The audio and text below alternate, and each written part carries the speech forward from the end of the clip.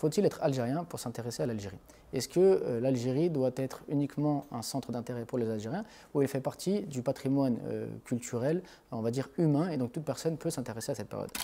Alors il faut savoir que je ne suis pas algérien, mais effectivement je vais souvent en Algérie, je m'intéresse beaucoup aux auteurs algériens, je parle beaucoup de l'Algérie, donc on pourrait se poser la question de l'intérêt et en quoi est-ce qu'une personne qui serait marocaine, qui serait tunisienne, qui serait malienne, qui serait australienne, qui serait bien sûr française, aurait intérêt à s'intéresser à l'histoire de l'Algérie. Alors tout d'abord, il faut savoir que comme nous sommes français, nous avons vécu dans un cadre particulier et l'Algérie a été colonisée par la France donc à partir de 1830, elle n'a été indépendante qu'en 1962, donc il y a on va dire un passé qui est important, qui lie les deux pays. Et donc forcément, comme il y a un passé qui lie les deux pays, il y a des idées qui ont été développées à ce moment-là, qui ont une influence encore aujourd'hui sur la société. Ça peut se voir dans la politique qui est mise en place et dans certaines lois donc d'exception qui ont pu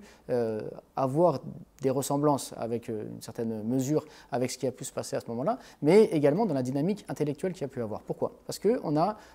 donc certains intellectuels français qui, en allant en Algérie, ont découvert l'islam et ont été impressionnés par l'islam, se sont convertis à l'islam et donc se sont mis à œuvrer sur les deux rives afin justement de pouvoir valoriser l'islam. Et donc ils sont des exemples vivants pour nous encore aujourd'hui. On peut citer Philippe Grenier qui a été le premier député musulman qui a découvert l'islam en allant à Blida. On peut citer Étienne Dinet qui a découvert l'islam en allant à Boussarda. Et toutes ces personnes-là donc ont été influencées par l'islam, ont vécu avec l'islam et ont témoigner, on va dire, de leur amour pour leur foi ici en France. Donc ce sont des exemples vivants qui sont intimement liés à l'histoire de l'Algérie. Mais également, on a des grandes figures intellectuelles, spirituelles et même des combattants qui ont quitté l'Algérie pour venir en France, comme l'émir Abdelkader, qui était pendant 5 ans au château d'Amboise, et donc qui ont fait également rayonner leur foi, rayonner leur patience, rayonner leur résilience, et qui ont été des témoins, en même temps que des acteurs, de la présence musulmane en France, et qui sont donc intimement liés à la France et à l'Algérie. Mais on a également une influence donc de la présence de la France en Algérie sur l'association des ulama, donc Abdelhamid ibn Badis, Bachir Ibrahimi, Mohamed Khairuddin, donc ces hommes qui, voyant justement leur identité menacée, ont cherché les moyens intellectuels, donc de mobiliser le savoir, mobiliser l'éducation pour pouvoir préserver leur patrimoine culturel et spirituel et pouvoir le valoriser, le développer et redonner confiance à l'ensemble de leur population. Mais on a également d'autres personnes comme Malik Ben Nabi qui sont nés en Algérie, qui ont fait leurs études en France, qui ont vécu une partie de leur vie en France, une partie de leur vie en Algérie, et donc qui, au vu donc de la rencontre entre deux civilisations,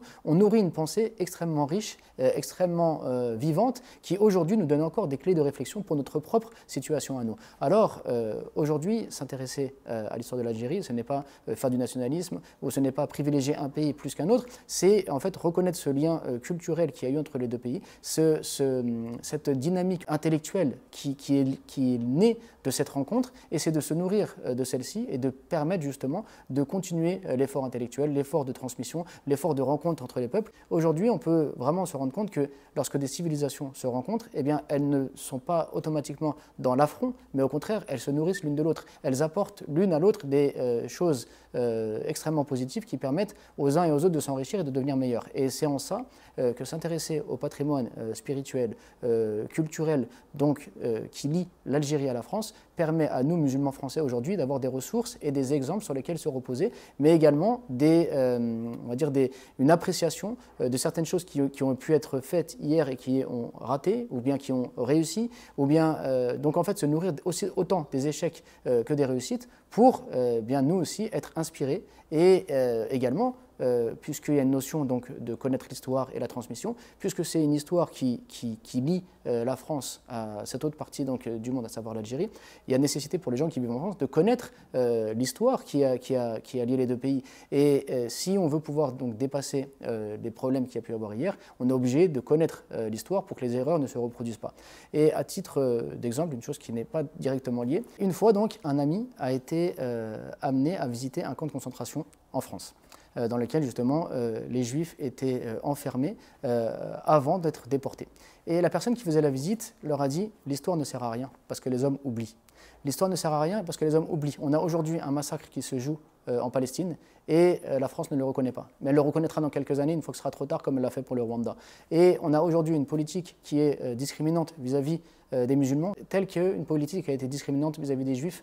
hier. Mais l'histoire ne sert à rien parce que les gens font des lieux comme ça pour se rappeler de l'histoire, mais n'en tirent pas de leçons et ils recommencent les mêmes erreurs. Alors nous qui aimons lire, nous qui nous intéressons à l'histoire, eh bien on ne veut pas justement être des hommes qui oublient, mais on veut être des hommes qui se rappelons, et pour se rappeler, il faut mobiliser l'histoire, il faut regarder les dynamiques positives, il faut regarder les échecs qu'il y a eu, en tirer des leçons et être dans cette dynamique de changement. Et cela se fait en découvrant aussi bien l'histoire du Maroc que l'histoire du Mali, que l'histoire de la Nouvelle-Zélande, que l'histoire de n'importe quel pays dans le monde. Mais étant donné la proximité géographique avec l'Algérie et la proximité historique avec l'Algérie, et surtout la proximité intellectuelle, parce que combien d'auteurs donc d'origine algérienne influencent encore aujourd'hui l'ensemble des musulmans, comme Malik Ben Nabi, Ibn Badiz, Bachir el-Brahimi, c'est donc tout à fait normal et logique de s'intéresser à cette partie-là, et ce n'est pas pour avoir un parti pris ou pour pouvoir créer des divisions entre les gens. Ça nous permet au contraire d'être dans une dynamique d'ouverture, de transmission, et ensuite à chacun d'entre nous d'aller valoriser le patrimoine de tel pays, de telle région,